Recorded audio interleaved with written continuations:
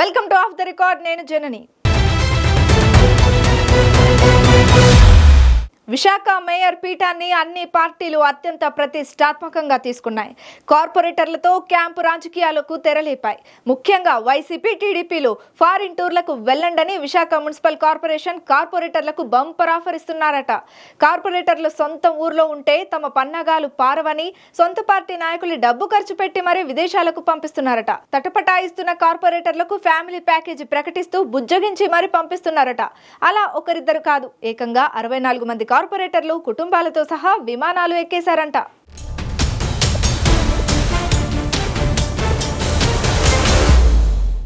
ఆంధ్రప్రదేశ్ ఆర్థిక రాజధాని విశాఖపట్నం. ఆర్థిక రాజధానిలో ఇప్పుడు రాజకీయ సంక్షోభం ఏర్పడింది. రాజకీయ సంక్షోభం ఇలా వచ్చిందో లేదో చోటా రాజకీయ నాయకులంతా విదేశాలకు చెక్కేస్తున్నారు. కాదు, విశాఖ మున్సిపల్ కార్పొరేషన్లోని కార్పొరేటర్లను ఆయా పార్టీలు ఫ్లైట్లు ఎక్కించేస్తున్నాయి. పార్టీ నాయకులు దగ్గరుండి మరీ విమానాలు ఎక్కించి విదేశాలకు పంపిస్తున్నారు. విశాఖ మున్సిపల్ కార్పొరేషన్ మేయర్పై ఈ నెల 19న అవిశ్వాస తీర్మానం ఉంది. విశాఖ మేయర్ను పదవి నుండి దించేయడానికి కూటమిలోని పార్టీలు అవిశ్వాస తీర్మానం పెట్టాయి. దీంతో రాజకీయ పార్టీలు తమ కార్పొరేటర్లను కాపాడుకోవడానికి క్యాంపు రాజకీయాలకు తెరతీశాయి.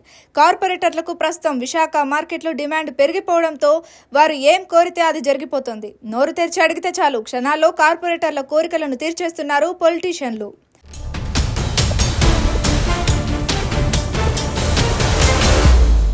2024 ఎన్నికల్లో కూటమి ప్రభుత్వం అధికారంలోకి రావడంతో మిత్రపక్షాలు రాష్ట్రంలో ఉన్న మున్సిపల్ కార్పొరేషన్స్, మున్సిపాలిటీలలో ఉన్న కార్పొరేటర్లను, కౌన్సిలర్లను తమ పార్టీలో చేర్చుకొని మేయర్లపై, మున్సిపల్ చైర్మన్లపై అవిశ్వాస తీర్మానం పెట్టి అధికారాన్ని చేజిక్కించుకునే పనిలో పడ్డాయి. ఏపీలోని చాలా మున్సిపల్ కార్పొరేషన్లు, మున్సిపాలిటీలలో వైసీపీకి చెందిన కార్పొరేటర్లను, కౌన్సిలర్లను టీడీపీ, జనసేన తమ పార్టీలో జాయిన్ చేసుకుని అధికార పీఠాన్ని కైవసం చేసుకుంటున్నాయి.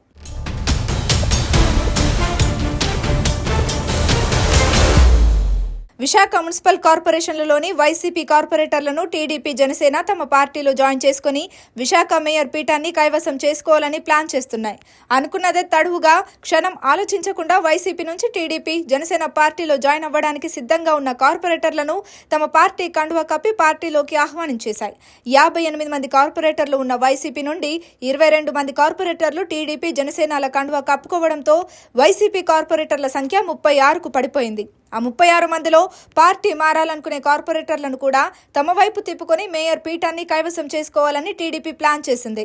టీడీపీకి జనసేన, బీజేపీ, ఇండిపెండెంట్ల మద్దతుతో పాటు ఎక్స్ అఫీషియో ఓట్లు కూడా ఉండడంతో క్షణం ఆలోచించకుండా విశాఖ మేయర్పై అవిశ్వాస తీర్మానం పెట్టారు.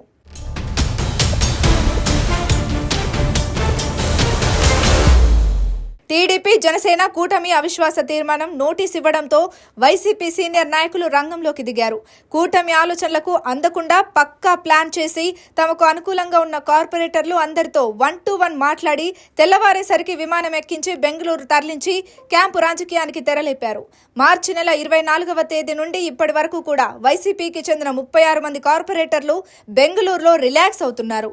బెంగళూరు నుండి వారిని శ్రీలంకలోని కొలంబో తీసుకువెళ్లడానికి అన్ని ఏర్పాట్లు జరిగిపోయాయి.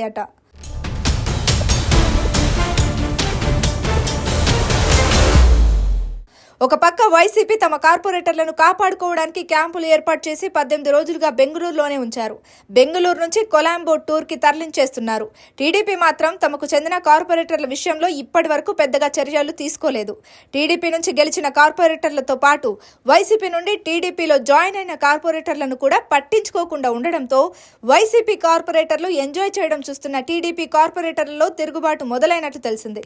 దాంతో టీడీపీ కూడా ఆగమేఘాల మీద భీమిలిలో ఓ రిసార్ట్లో తమ కార్పొరేటర్లకు క్యాంపు ఏర్పాటు చేసింది.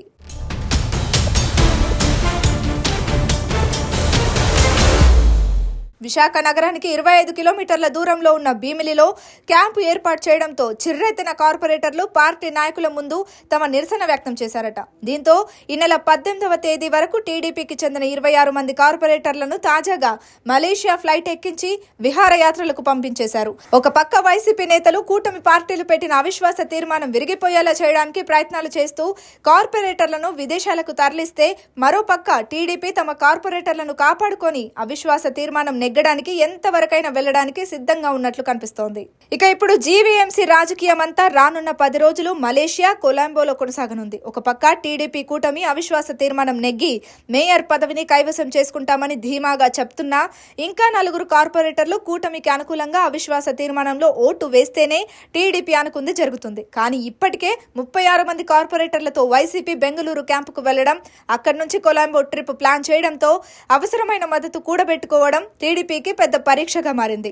ఈ నెల 19వ తేదీన విశాఖ మేయర్పై అవిశ్వాస తీర్మానం ఉన్న నేపథ్యంలో తమకు మెజారిటీ లేకపోయినా అవిశ్వాసాన్ని నెగ్గి తీరుతామని టీడీపీ చెబుతోంది. కానీ వైసీపీ మాత్రం అవిశ్వాస తీర్మానం సమయంలో ఓటింగ్కి తాము రావాల్సిన పని లేదని, కూటమి దగ్గర మెజారిటీ ఉంటే అవిశ్వాస తీర్మానం పెట్టి మేయర్ను మార్చుకోమని సవాలు విసురుతోంది.